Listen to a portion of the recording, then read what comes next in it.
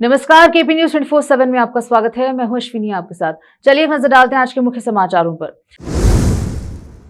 केंद्रीय वित्त मंत्री निर्मला सीतारामन ने कहा कि सिर्फ एक साल में कर्नाटक को उतना फंड मिल रहा है जो यूपीए सरकार के 10 सालों में मिले फंड से 76% ज्यादा है। Maharashtra operation tiger, Shiv Sena UBT की बैठक से 3 सांसद नदारद, उद्धव ठाकरे की बड़ी धड़कन। पटना में छात्रों का जबरदस्त हंगामा, ट्रेन लेट होने के कारण स्टेशन पर की तोड़फोड़, कई पुलिसकर्मी घायल। प्रधानमंत्री मोदी और अमेरिकी राष्ट्रपति डोनाल्ड ट्रंप फ्रांस में करेंगे मुलाकात, व्हाइट हाउस ने की पुष्टि। राहुल गांधी देश की उपलब्धियों को कमतर आंकते हैं, केंद्रीय वित्त मंत्री निर्मला सीतारामन ने राहुल गांधी पर तीखा हमला बोला।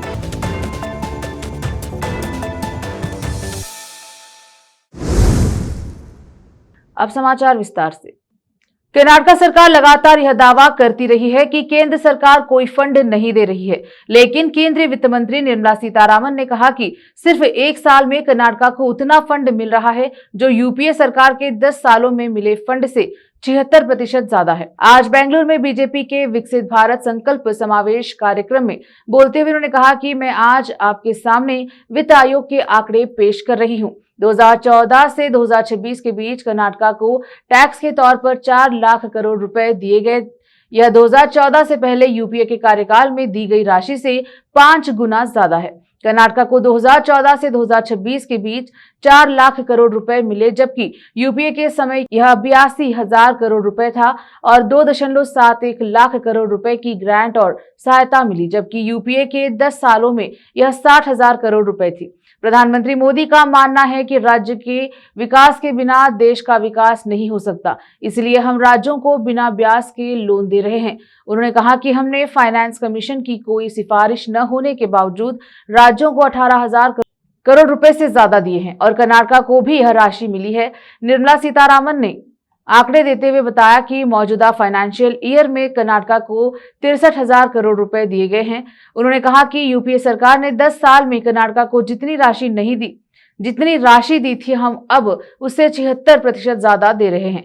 उन्होंने कहा कि लोकसभा में विपक्ष के नेता और कांग्रेस नेताओं पर आरोप लगाया कि वे देश की अर्थव्यवस्था को मजबूत करने में लोगों के योगदान को नजरअंदाज कर रहे हैं और शक पैदा करके नागरिकों को गुमराह कर रहे हैं। कर्नाटक के कुछ हिस्सों में उर्वरक की कमी की खबरों के बीच केंद्रीय खाद्य और उपभोक्ता मामलों के मंत्री प्रहलाद जोशी ने शनिवार को कहा कि पश्चिम एशिया संघर्ष के मद्देनजर वैश्विक आपूर्ति श्रृंखला में व्यवधान के बावजूद केंद्र ने 2026 खरीफ सीजन के लिए राज्य के किसानों के लिए उर्वरकों की पर्याप्त आपूर्ति सुनिश्चित की है। यूरिया की आनुपातिक आवश्यकता 3.13 लाख मैट्रिक टन के मुकाबले 10 जून तक 5.59 लाख मैट्रिक टन की आपूर्ति सुनिश्चित की जा चुकी थी। 2.47 लाख मैट्रिक टन की बिक्री के बाद भी closing stock 3.12 lakh metric ton पर बना हुआ है, जबकि 17,190 मैट्रिक टन माल अभी परिवहन में है। लोक निर्माण मंत्री सतीश जारकिहोली ने शनिवार को अनुसूचित जनजाति के विधायकों और धर्माध्यक्षों के एक प्रतिनिधिमंडल का नेतृत्व करते हुए मुख्यमंत्री डीके शिवकुमार से मुलाकात की और अनुसूचित जनजाति समुदाय के लिए बढ़ाए गए 7% आरक्षण को बहाल करने और मंत्रिमंडल और शिक्षा जगत में अधिक प्रतिनिधित्व की मांग रखी।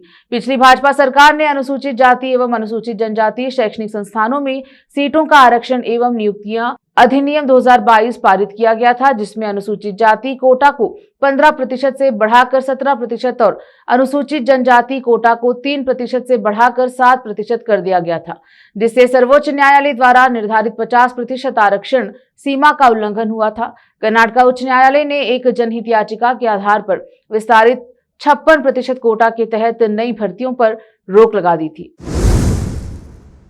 शिवसेना उद्धव बालासाहेब ठाकरे के प्रमुख उद्धव ठाकरे ने रविवार को मुंबई स्थित मातोश्री में पार्टी सांसदों की महत्वपूर्ण बैठक बुलाई। ऐसे समय में आयोजित यह बैठक राजनीतिक हलकों में खास चर्चे का विषय बना हुआ है, जब पार्टी के कुछ सांसदों के एकनाथ शिंदे गुटिया भाजपा के संपर्क में होने की अटकलें तेज हैं।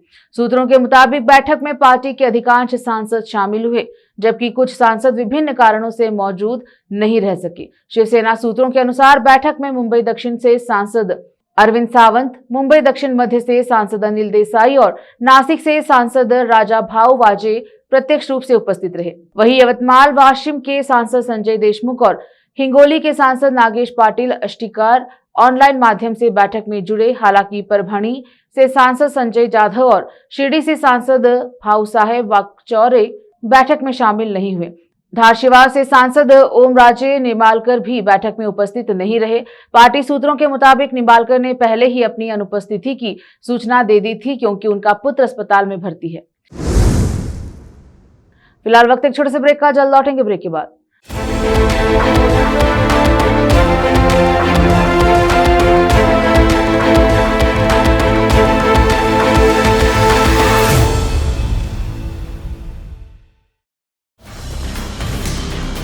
हिंदुस्तान के हर कोने में हम हैं मौजूद।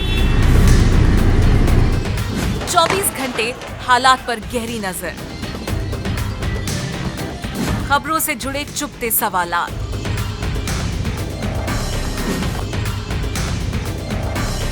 और आपको दिखाता है धार्मिक, सामाजिक, राजनीतिक, लोकल और इंटरनेशनल न्यूज की सबसे बेहतर कवरेज, जो आपको रखती है हर पल बाखबर। देश और दुनिया भर की खबर के लिए देखते रहें KP news 24/7। Noor education trust Bidar की ओर से चलाया जाने वाला नूर एमएड और BEd college Bidar, recognized by NCTE Delhi, affiliated to Bidar University, Bidar. Admissions open for the academic year 2025 to 26. विशेषज्ञ और सक्षम शिक्षकों द्वारा शिक्षा प्राप्त करने के लिए नूर एमएड और बीएड कॉलेज बीदर में दाखिला लें और शांत वातावरण में उच्च स्तरीय शिक्षा प्राप्त करें। बीदर शहर में बेहतर शिक्षा का एकमात्र केंद्र नूर एमएड और BEd college Bidar. For more details contact Noor colony near horticulture centre, Halatgiri के Hyderabad road, Bidar 585403 Karnataka, India. Phone numbers 9945283920, 8050172745।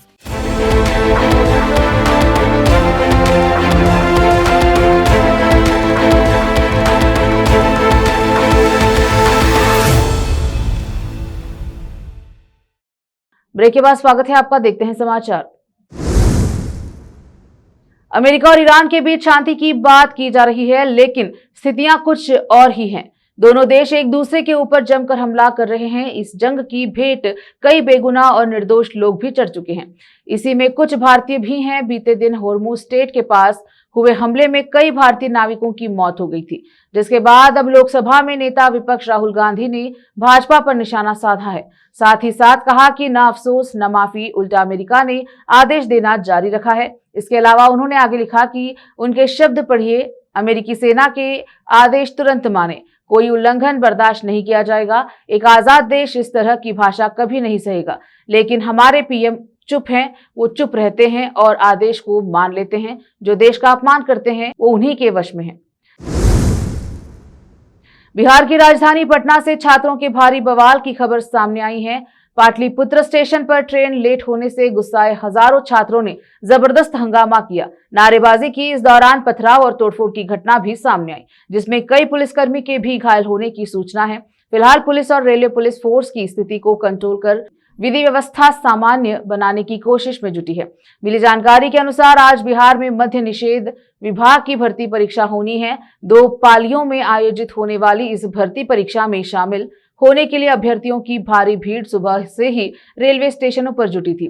Pataliputra station पर भी बड़ी संख्या में अभ्यर्थी जुटे थे, लेकिन अभ्यर्थी जिस ट्रेन का इंतजार कर रहे थे वो लगातार लेट होती जा रही थी, जिससे छात्रों का गुस्सा भड़क उठा। आईजी जितेंद्र राणा ने बताया कि लगभग 2 से 3 घंटे हंगामा हुआ। पहली पाली के कुछ छात्र शायद समय पर सेंटर नहीं पहुंच पा रहे थे, इसलिए हंगामा किया। उन्होंने यह भी बताया कि पथराव में कुछ जवान घायल हुए हैं। आंसू गैस के गोले और फायरिंग भी दागे गए। व्हाइट हाउस ने शनिवार को पुष्टि की है कि प्रधानमंत्री नरेंद्र मोदी फ्रांस में अमेरिकी राष्ट्रपति डोनाल्ड ट्रंप से मुलाकात करेंगे, जहां अगले हफ्ते G7 शिखर सम्मेलन होने वाला है। प्रधानमंत्री मोदी फ्रांस और स्लोवाकिया की एक हफ्ते की यात्रा के लिए रवाना हुए। अपनी रवानगी के समय दिए बयान में प्रधानमंत्री ने कहा कि भारत की रणनीतिक सोच में फ्रांस का एक खास स्थान है। जानकारी के अनुसार पीएम मोदी ग्रुप ऑफ 7 शिखर सम्मेलन के दौरान अमेरिकी राष्ट्रपति डोनाल्ड ट्रंप के साथ द्विपक्षीय वार्ता कर सकते हैं। इस बैठक में व्यापार, वीजा और ऊर्जा सहयोग जैसे प्रमुख मुद्दों पर चर्चा होने की संभावना है। 15 से 17 जून तक फ्रांस के एवियन लेस बैंस में आयोजित इस सम्मेलन में अमेरिकी समेत दुनिया के प्रमुख अर्थव्यवस्थाओं के नेता और भारत सहित अन्य देशों के उच्च स्तरीय प्रतिनिधिमंडल शामिल होंगे। केंद्रीय वित्त मंत्री निर्मला सीतारामन ने रविवार को कांग्रेस नेता और लोकसभा में नेता प्रतिपक्ष राहुल गांधी पर तीखा हमला बोला और आरोप लगाया कि वह प्रधानमंत्री मोदी और केंद्र सरकार को निशाना बनाने के प्रयास में देश और उसके नागरिकों की उपलब्धियों को भी कमतर आंकते हैं। उन्होंने कहा कि राहुल गांधी लगातार भारत के भविष्य को लेकर नकारात्मक तस्वीर पेश करते हैं, जबकि वास्तविकता इससे बिल्कुल अलग है। बीजेपी शासन के 12 वर्ष पूरे होने के उपलक्ष्य में आयोजित विकसित भारत संकल्प समावेश कार्यक्रम को संबोधित करते हुए सीतारमण ने कहा कि राहुल गांधी जब भी लोकसभा में बोलते हैं तो उनका उद्देश्य केवल सरकार की आलोचना करना होता है। उन्होंने आरोप लगाया कि विपक्ष के नेता देश की उपलब्धियों को स्वीकार करने के बजाय हर मुद्दे पर निराश और संकट का माहौल बनाने की कोशिश करते हैं। फिलहाल वक्त एक छोटे से ब्रेक का, जल्द लौटेंगे ब्रेक के बाद। नूर एजुकेशन ट्रस्ट बीदर की ओर से चलाया जाने वाला नूर एमएड और BEd college Bidar, recognized by NCTE Delhi, affiliated to Bidar university Bidar. Admissions open for the academic year 2025 to 26. विशेषज्ञ और सक्षम शिक्षकों द्वारा शिक्षा प्राप्त करने के लिए नूर एमएड और बीएड कॉलेज बीदर में दाखिला लें और शांत वातावरण में उच्च स्तरीय शिक्षा प्राप्त करें। बीदर शहर में बेहतर शिक्षा का एकमात्र केंद्र नूर एमएड और BEd college Bidar. For more details contact Noor colony near horticulture centre, Halatgiri के Hyderabad road, Bidar 585403 Karnataka, India. Phone numbers 9945283920, 8050172745। Break के बाद स्वागत है आपका, देखते हैं समाचार। पश्चिम बंगाल में ममता बनर्जी की सरकार जाने के बाद टीएमसी में बगावत का सिलसिला थम नहीं रहा। एक के बाद एक नेता टीएमसी का साथ छोड़ रहे हैं। अब टीएमसी नेता और ममता बनर्जी सरकार में मंत्री रहे मानस रंजन भुइया ने इस्तीफा दे दिया है। भुइया ने शनिवार को बंगाल की पूर्व मुख्यमंत्री ममता बनर्जी को अपना त्यागपत्र भेज दिया। विधानसभा चुनाव में करारी हार के बाद मुश्किलों से घिरी पार्टी के लिए एक और झटका है। मानस भुइया ने बताया कि उन्होंने पार्टी अध्यक्ष ममता बनर्जी को एक पत्र भेजकर तृणमूल के सभी संगठनात्मक पदों और पार्टी की सदस्यता से भी इस्तीफा देने के लिए अपने फैसले की जानकारी दी। हालांकि जब उनसे भाजपा में शामिल होने के बारे में सवाल किया गया तो उन्होंने कहा कि मैंने अभी इस बारे में कोई विचार नहीं किया है, इस पर फैसला बाद में करूंगा। मानस रंजन भुइया कांग्रेस छोड़कर 2016 में तृणमूल कांग्रेस शामिल हुए थे। मेदिनीपुर जिले की सबंग विधानसभा सीट से वह 7 बार विधायक निर्वाचित हुए। उन्होंने इनमें से 6 बार कांग्रेस उम्मीदवार के रूप में इस सीट पर जीत दर्ज की थी। भुइया ने 2021 का विधानसभा चुनाव तृणमूल कांग्रेस के टिकट पर सबंग सीट से जीत हासिल की थी। इंडिया मजलिस-ए-इत्तेहादुल मुस्लिमीन एआईएमआईएम के राष्ट्रीय अध्यक्ष असदुद्दीन ओवैसी ने तृणमूल कांग्रेस पार्टी के अंदर जारी उथल-पुथल के बीच बयान दिया है। उन्होंने उन बागी नेताओं को निशाने पर लिया जिन्होंने टीएमसी का दामन छोड़ने का फैसला लिया है। इसके अलावा उन्होंने ममता बनर्जी के नेतृत्व पर भी सवाल खड़े किए। उन्होंने कहा कि कल तक जो लोग कह रहे थे कि एक आंख में काबा और दूसरी में मदीना, और जो लोग कह रहे थे कि हम बंगाल को काबा की जमीन नहीं बनाएंगे, वे सब 2 जगह बैठकर चाय पी रहे हैं। जो लोग हमें गाली देते थे, अब तुम हमें क्या गाली दोगे? तुम मुझे गाली दो, मुझे पक्का यकीन है कि तुम्हें हैजे की बीमारी है, मुझे गाली दो, यह कहो। असदुद्दीन ओवैसी ने आगे कहा कि अब इस पर क्या कहोगे भाई, 1 हफ्ते का भी समय नहीं बीता कि सारे कबूतर उड़ गए। उन्होंने कहा कि अगर उन्हें गाली देना चाहते हैं तो देते रहे, लेकिन अब उन्हें अपने राजनीतिक हालात का जवाब भी देना चाहिए। उन्होंने कहा कि एक समय जो लोग बहुत मजबूर होने का दावा कर रहे थे, आज उनके साथ खड़े लोग एक एक करके अलग होते जा रहे हैं। एआईएडीएमके की डिप्टी पब्लिसिटी सेक्रेटरी रही एक्ट्रेस गौतमी तदिमल्ला ने रविवार को तमिलनाडु के मौजूदा राजनीतिक हालात का हवाला देते हुए पार्टी से इस्तीफा देने का ऐलान किया। एआईएडीएमके के जनरल सेक्रेटरी एडप्पादी के पलानीस्वामी के लिखे पत्र में उन्होंने कहा, मौजूदा राजनीतिक हालात को देखते हुए मैं भारी मन से एआईएडीएमके की प्राइमरी मेंबरशिप और पार्टी की डिप्टी पब्लिसिटी सेक्रेटरी के पद से इस्तीफा देना चाहती हूँ। ताकि मैं समाज की सेवा कर सकूं। उन्होंने एआईएडीएमके के पूर्व मंत्रियों, पार्टी के सीनियर कार्यकर्ताओं और उन लोगों का शुक्रिया अदा किया जिन्होंने एआईएडीएमके में शामिल होने के दिन से ही हर तरह से उनका साथ दिया था। एआईएडीएमके में शामिल होने से पहले गौतमी 2 दशक से ज्यादा समय तक बीजेपी में थी। उन्होंने अक्टूबर 2023 में बीजेपी छोड़ दी थी क्योंकि पार्टी लीडरशिप से उन्हें अपने निजी मामलों में कोई मदद नहीं मिल रही थी। उन्होंने फरवरी 2024 में पलानीस्वामी की मौजूदगी में एआईएडीएमके ज्वाइन की और बाद में उसी साल अक्टूबर में उन्हें पार्टी का डिप्टी पब्लिसिटी सेक्रेटरी नियुक्त किया गया। 2026 के तमिलनाडु विधानसभा चुनाव में गौतमी ने पूरे राज्य में एआईएडीएमके और एनडीए गठबंधन के लिए जोर शोर से प्रचार किया। आखिर में फिर एक बार देखते हैं मुख्य समाचार। केंद्रीय वित्त मंत्री निर्मला सीतारामन ने कहा कि सिर्फ एक साल में कर्नाटक को उतना फंड मिल रहा है जो यूपीए सरकार के 10 सालों में मिले फंड से 76% ज्यादा है। Maharashtra operation tiger, Shiv Sena UBT की बैठक से 3 सांसद नदारद, उद्धव ठाकरे की बड़ी धड़कन। पटना में छात्रों का जबरदस्त हंगामा, ट्रेन लेट होने के कारण स्टेशन पर की तोड़फोड़, कई पुलिसकर्मी घायल। प्रधानमंत्री मोदी और अमेरिकी राष्ट्रपति डोनाल्ड ट्रंप फ्रांस में करेंगे मुलाकात, व्हाइट हाउस ने की पुष्टि। राहुल गांधी देश की उपलब्धियों को कमतर आंकते हैं, केंद्रीय वित्त मंत्री निर्मला सीतारामन ने राहुल गांधी पर तीखा हमला बोला।